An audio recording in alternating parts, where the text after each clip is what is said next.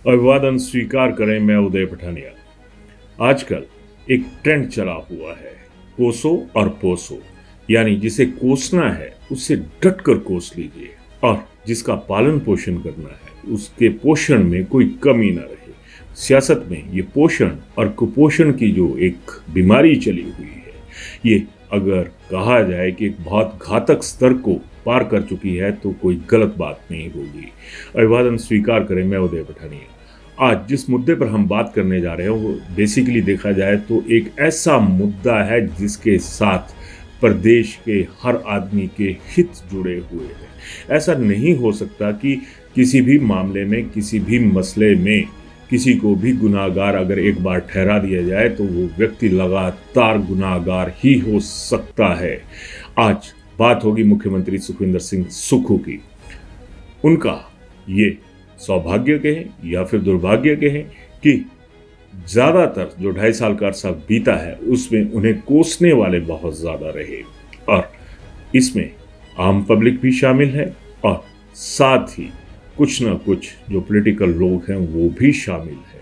लेकिन इसी बीच में एक तस्वीर ऐसी भी है जो हिमाचल की तकदीर के लिए बहुत ज़रूरी है, और ये जो तस्वीर है ये हिमाचल का जो फॉरेस्ट लैंड एरिया है उससे जुड़ी हुई है। और अब मुख्यमंत्री सुखविंदर सिंह सुक्खू ने एक ऐसा कदम उठाया है जो हमारे हिमाचल के तमाम लोगों के भविष्य के साथ भी जुड़ा हुआ है, यानी आर्थिक संपन्नता। अगर सरकार संपन्न होगी तो तय मानिए कि आम जनता भी कहीं ना कहीं संपन्नता के रास्ते पर आगे चलती हुई नजर आएगी। चलिए सीधा खबर का रुख करते हैं। दरअसल अगर हिमाचल को ये कहा जाए कि यहाँ पर फॉरेस्ट लैंड के मामले में जंगल राज चला हुआ है तो गलत नहीं होगा। हिमाचल के कुल क्षेत्रफल का जो 67% एरिया है वो फॉरेस्ट लैंड में आता है, और जो 28% एरिया है उसमें घने जंगल हैं। और इन्हीं जंगलों में पसरे हुए जंगल राज को खत्म करने के लिए मुख्यमंत्री सुखविंदर सिंह सुक्खू ने एक नया हथियार जो है वो अपने हाथों में थाम लिया है। और इसके तहत जो वित्त आयोग है उसके पास मुख्यमंत्री Sukhvinder Singh Sukhu fact and figures के साथ जाने की तैयारी कर चुके हैं।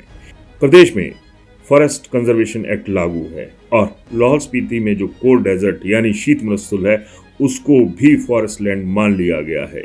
यानी जो पूरी तरह से एक सूखा माना जा सकता है इलाका जहां पर पेड़ भी बहुत कम है, उसको भी फॉरेस्ट लैंड का दर्जा हासिल है। आपको याद होगा कि जब सीएम सुखविंदर सिंह सुक्खू ने सीएम की कुर्सी संभाली थी तब उन्होंने कहा था कि हम पूरे प्रदेश के लंग्स हैं, और इन लंग्स को हरा भरा रखने के लिए, सेहतमंद रखने के लिए हम यानी हिमाचल के लोग पूरी शिद्दत के साथ उसमें सहयोग करते हैं। इसी के तहत अब सीएम चाहते हैं कि क्षेत्रफल के लिहाज से जो टैक्स डिवैल्यूएशन फार्मूला है उसमें इसे काउंट किया जाए। इसके तहत सीएम ने बाकायदा दिमागी कसरत की और उसके बाद अफसरों को ये कहा कि अब जो एडिशनल मेमोरेंडम जाएगा वित्त आयोग के पास उसमें कुछ नई चीजें जोड़ी जाएं। आगामी 23 तारीख को सीएम सुक्खू वित्त आयोग के चेयरमैन से मिलेंगे और ये रिपोर्ट भी वहां पर दाखिल की जाएगी। यहाँ पर एक तर्क दिया गया है कि अगर 28% में जंगल हैं तो इन्हें बचाने के लिए जो बर्फ से ढके हुए पहाड़ हैं उन्हें भी महफूज रखना ज़रूरी होगा, और उन्हें महफूज रखने के लिए ये भी बहुत ज़रूरी होगा कि जो आसपास के इलाके हैं उनका भी संरक्षण किया जाए। यानी अगर 28% के चक्कर में बकाया जो हिमाचल की लैंड है अगर उसका भी मुआवजा जो है एक आर्थिक तौर पर वो हिमाचल को हासिल हो तो कोई गलत बात नहीं होगी।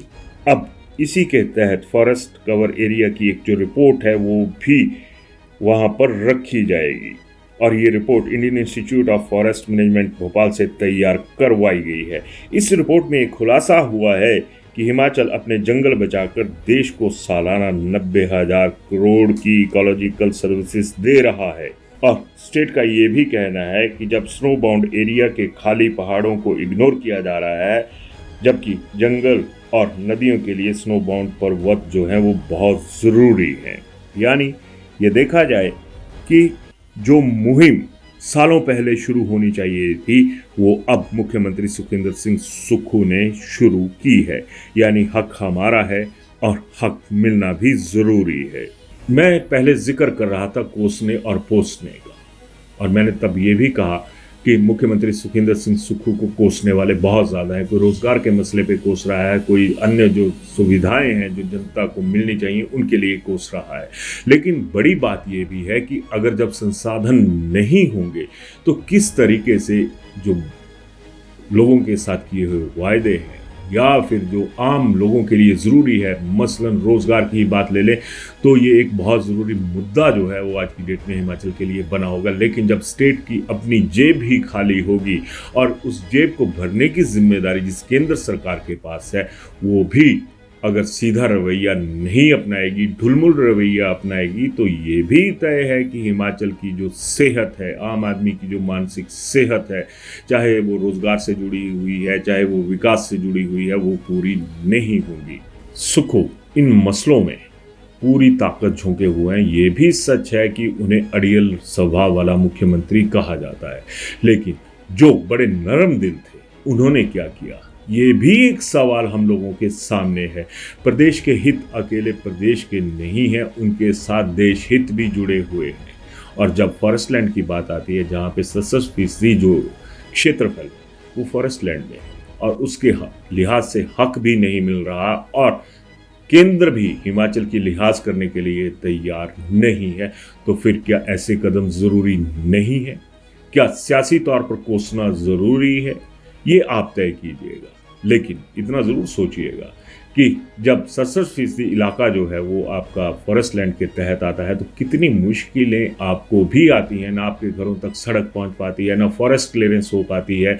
और ये कहा जाता है कि फलां प्रोजेक्ट की जो रिपोर्ट है वो फॉरेस्ट क्लियरेंस के लिए अटकी हुई है। अटके तो हमारे लीडर हैं, इसमें कोई दो राय नहीं है। लेकिन हर तस्वीर के दो पहलू होते हैं। इस तस्वीर में जो मुख्यमंत्री सुखविंदर सिंह सुक्खू ने अपनी तस्वीर दिखाई है, सोच की तस्वीर, उसके साथ साथ हिमाचल की तकदीर भी कहीं ना कहीं तो जुड़ी हुई है। अपनी राय जरूर दीजिएगा। धन्यवाद।